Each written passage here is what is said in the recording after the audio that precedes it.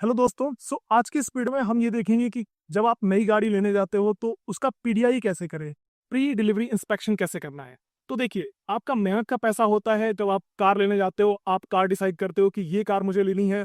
आप सबसे पहले नियर बाई शोरूम पे जाते हो, वहाँ पे कुछ बुकिंग अमाउंट देते हो 5,000 या 10,000 का।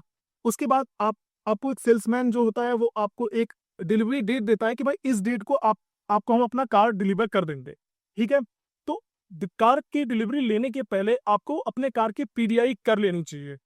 आप सेम डे पे भी कर सकते हो डिलीवरी डेट पे, बट बेटर होगा कि आप एक दिन पहले पीडीआई अपना प्लान कर लो। क्यों? क्योंकि आप जब डिलीवरी लेने जाते हो कार की, तो उस टाइम तो बहुत ही रस होता है, बहुत सारे डॉक्यूमेंट में आप काफ़ी उलझे हुए होते हो। इसलिए बेटर होगा कि आप घबरा करके कोई गलत कार ना लेके चले आओ, जिससे आपको बहुत ही दौड़ना पड़े बाद में। बेटर होगा आप एक दिन पहले अच्छे से शांति से अपने किसी दोस्तों के साथ में जा करके अच्छे से पीडीआई कर लो। ठीक है। तो अब हम देखते हैं, ये टाटा पंच है मेरी, इसका कैसे पीडीआई करना है। तो देखिए, जिस दिन मैं इसका पीडीआई करने गया था, मैं उससे एक दिन पहले अपने सेल्समैन को बोला था कि भाई मुझे जो भी गाड़ी तुम एलोकेट कर रहे हो, अलॉट कर रहे हो, उसका जो विन नंबर है, बोले को चेचिस नंबर है, हर एक गाड़ी का चेचिस नंबर यूनिक होता है। सिमिलरली जो गाड़ी का इंजन नंबर है वो मुझे दे दो। वो मैंने ले लिया था। क्यों? क्योंकि कभी कभी ऐसा होता है कि जो सेल्समैन है आपके, ज़्यादातर शोरूम वाले ऐसे नहीं होते हैं। सब लोग अच्छे ही होते हैं, कोई अपना इमेज खराब नहीं चाहता है। बट कभी कभी ऐसा हो सकता है कि आपको गलत गाड़ी कोई भी सेल्समैन या कोई भी शोरूम वाले चिपका सकते हैं। इससे बचने के लिए आप गाड़ी नंबर, चेसिस नंबर और इंजन नंबर एक दिन पहले ले लो।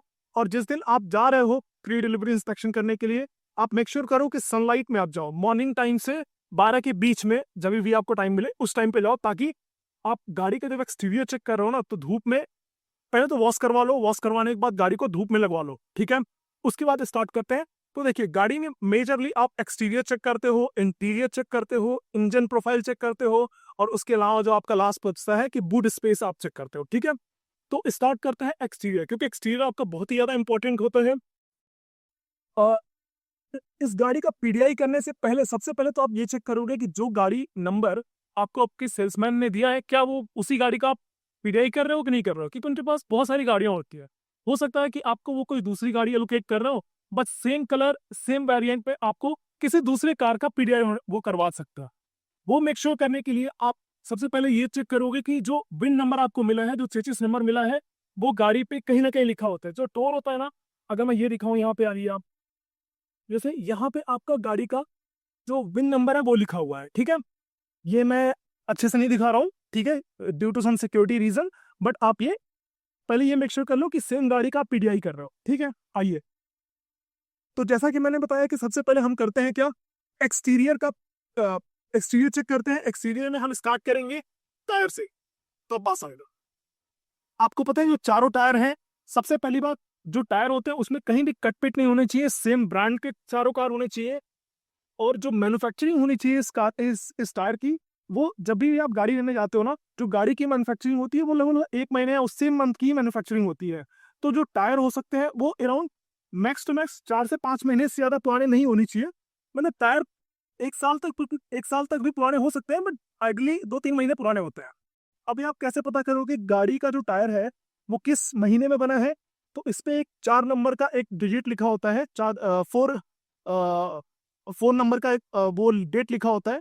जैसे फॉर एग्जांपल 02/24, मतलब वो टायर आपका 2024 में बना है, चौथे वीक में बना है। आपको चारों टायर चेक करने हैं, कहीं भी कटपिट नहीं होने चाहिए।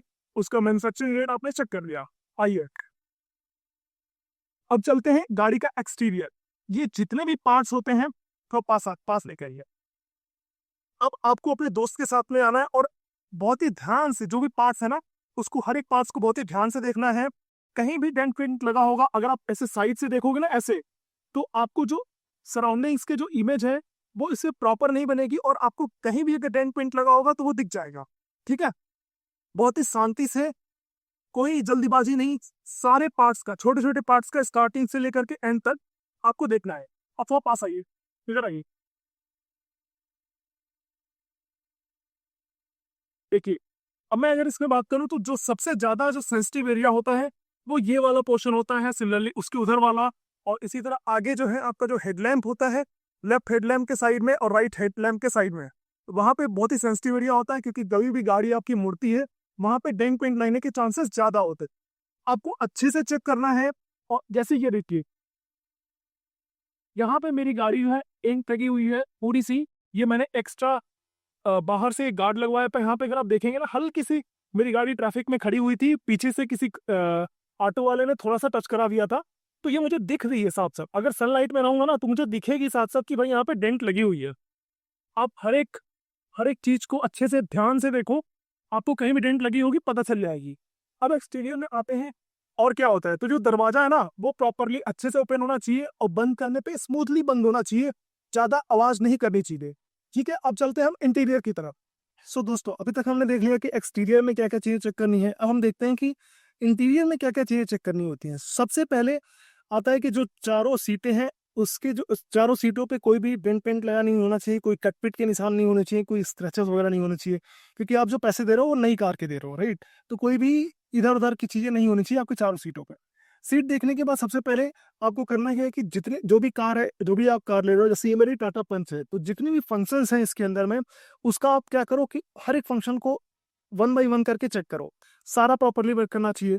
होता क्या है कि आपको सारे लोगों को सारे फंक्शंस के बारे में पता नहीं होता है, तो बेटर ये होना होना चाहिए कि आप अपने सेल्समैन से बोलो कि भाई मुझे एक बार डेमो दे दो जितने भी फंक्शंस हैं उसके।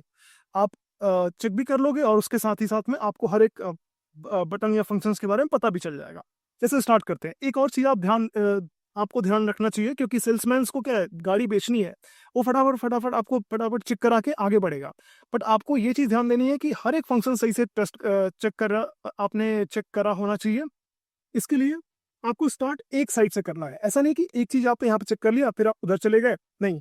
आप स्टार्ट राइट साइड से कर रहे हो, तो सबसे पहले ये बटन आ रहा है, राइट। ये क्या है आपका, जो भी पावर विंडो है, जैसे इस कार में चारों चारों विंडो का जो है पावर विंडो दिया हुआ है, तो ये प्रॉपरली ड्राइवर सीट से भी चेक कर लो, आप इंडिविजुअल सीट से भी कर लो। ये करने के बाद में जितने भी बटन दिए हुए हैं सबको 1 बाय 1 करके चेक कर लो। अब आते हैं अपना मेन ऑडोमीटर पे। ठीक है, तो ऑडोमीटर को एक बार मैं ऑन करके दिखाता हूँ। लाइए, अब ये देखिए, ये ऑडोमीटर है आपका। इसमें जो आपका ये इधर दिखाता है, इधर जो आपका दिखेगा, अभी चूंकि गाड़ी बंद है, एक बार मैं गाड़ी को अगर ऑन करूं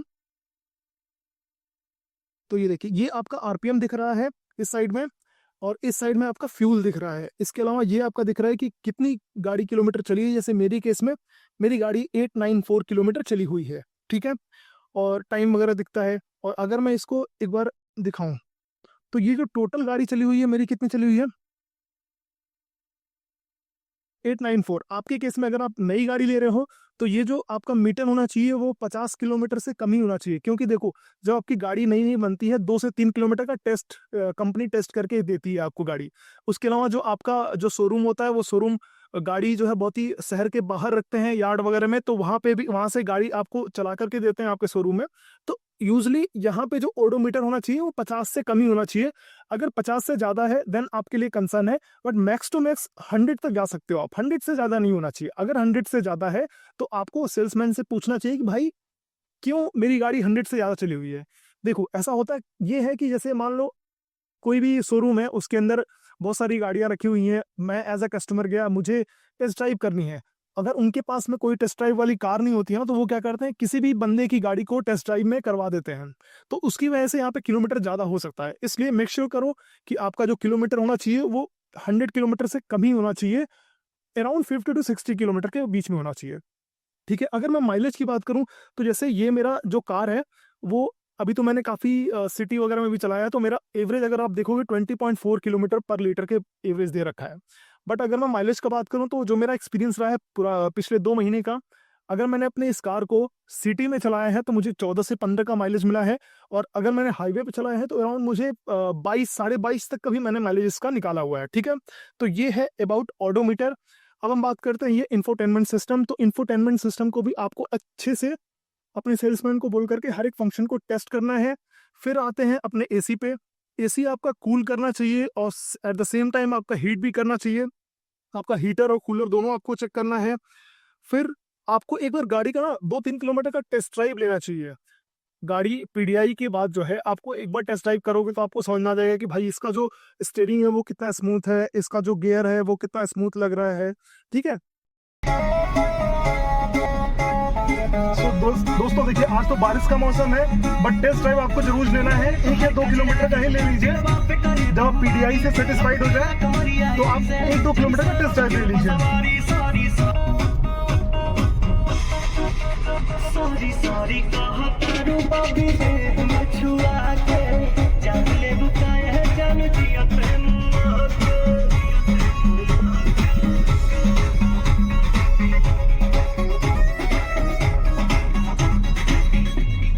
तो ये ओवरऑल जो है बेसिकली इंटीरियर के बारे में है।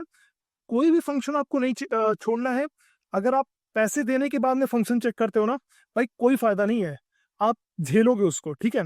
इसलिए पैसा देने के पहले बुकिंग अमाउंट आपने 5 to 10,000 जो भी दिया है, उसके बाद जितने भी अमाउंट देना है ना, वो आप तभी दो जब आप पीडीआई में सेटिस्फाइड हो जाओ अच्छे से।